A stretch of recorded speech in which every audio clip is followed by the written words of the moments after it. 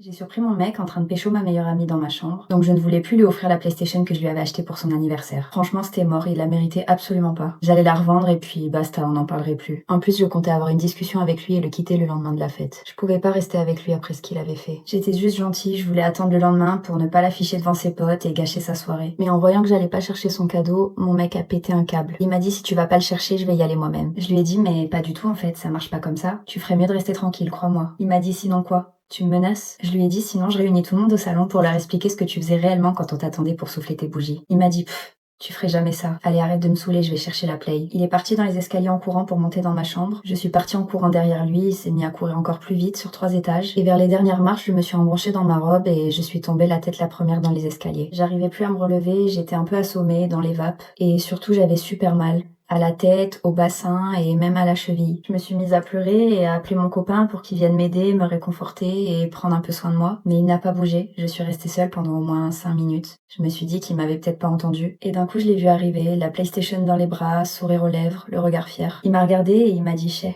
c'est le destin ça. Allez, fais pas ta chochotte, relève-toi, on va jouer à la play. » Il m'est passé devant sans même m'aider à me relever et il est descendu avec son cadeau qu'il avait bien sûr déjà déballé.